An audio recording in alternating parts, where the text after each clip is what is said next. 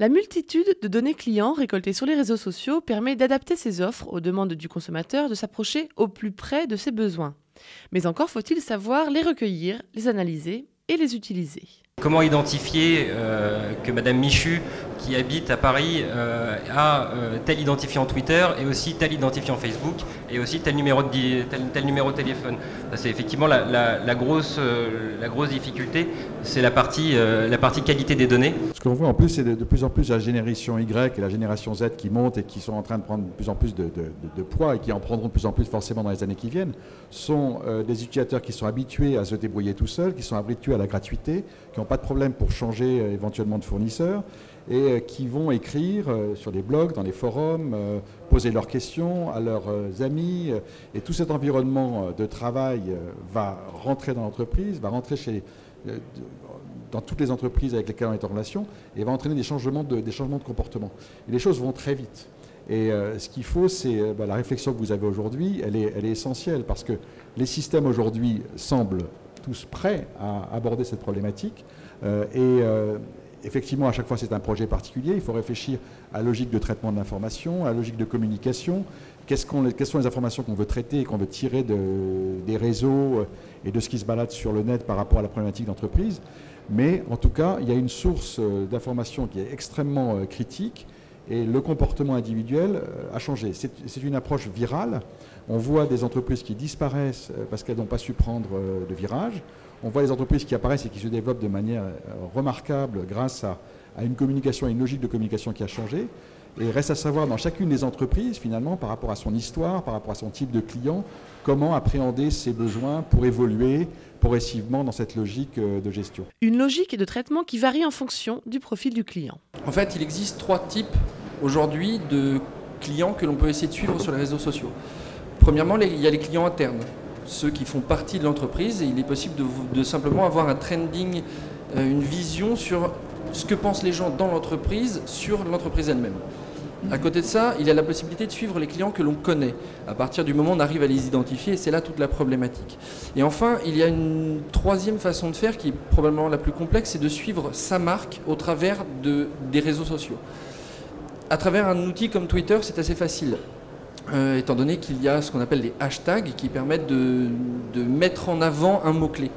Donc souvent, les gens, quand ils vont parler d'une entreprise, vont mettre ce hashtag devant et la mettre en valeur.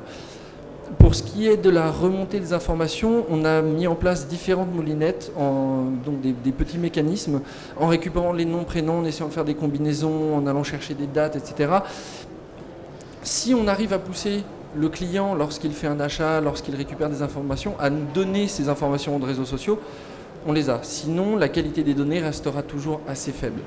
Par contre, il existe vraiment cette possibilité aujourd'hui de faire du reporting sur l'ensemble des informations qui nous concernent, qui concernent la société, mais qui ne sont pas rattachées à une personne en particulier. Parce qu'on a beau avoir beaucoup de clients, il y a beaucoup de personnes qui ne sont pas encore clients et ils peuvent avoir un avis. Et ça peut servir à modeler et à savoir comment réagir autour de son image. Le niveau de maturité est différent, déjà en fonction de la typologie de clientèle qu'on a. Comme disait Charles tout à l'heure, B2B et B2C ne sont pas les mêmes problématiques. C'est pas la même façon d'identifier un client ou un prospect, de savoir comment il communique sur les réseaux et de récupérer l'information. B2B, B2C, l'essentiel est d'assurer une continuité dans la relation. Des gros enjeux justement de la relation client, c'est d'être capable de passer d'un canal à l'autre sans rompre la communication qu'on va avoir avec notre interlocuteur. Une conversation à exploiter, mais pas seulement au niveau du service client. Ce qui est important, c'est effectivement la direction générale de l'entreprise mettre en place une stratégie d'utilisation de ces médias sociaux. Parce que effectivement, tous ces réseaux sociaux, la grande difficulté, c'est que finalement, ils intéressent plusieurs personnes dans l'entreprise. Typiquement, un fil Twitter, ça va être utilisé pour diffuser de l'information sur ses produits. Mais ça peut aussi être une information, on peut aussi retrouver dans ces fils Twitter des informations d'ordre commercial. Et donc on voit bien finalement que l'ensemble de ces informations ont besoin de circuler entre les différents services de l'entreprise. Et la semaine dernière, Marques publiait une étude et qui révélait justement que entre 61% des entreprises interrogées juger de moyen à très faible le niveau de partage de l'information entre les différents services. Et finalement, je trouve que c'est tout à fait révélateur finalement de la difficulté d'intégrer ces réseaux sociaux au sein de l'entreprise. L'outil, encore une fois, ce n'est qu'un moyen qui va traduire votre stratégie de mise en place et d'utilisation de ces réseaux sociaux. On sait bien historiser des échanges clients par email, on sait bien historiser un appel qu'on a passé et ce qu'on s'est dit avec le client, on sait bien saisir un compte-rendu de rendez-vous.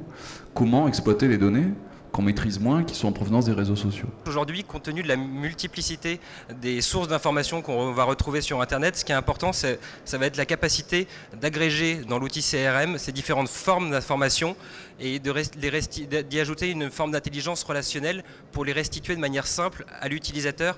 Alors, le social CRM, il est plus que présent, on va dire, aujourd'hui dans les réflexions des entreprises et dans les projets qu'on met en œuvre. De se poser la question de la meilleure façon d'intégrer ces réseaux, ces process de vente ou ces process marketing.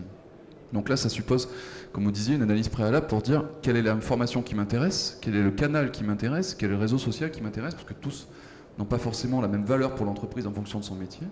Et ensuite, comment je vais l'intégrer à mes outils. Dans cette optique, les outils tiennent une place primordiale. L'importance pour les sociétés d'avoir des outils qui vont être capables finalement d'identifier l'information pertinente qui a de la valeur ajoutée et de la restituer au bon moment à la personne adéquate.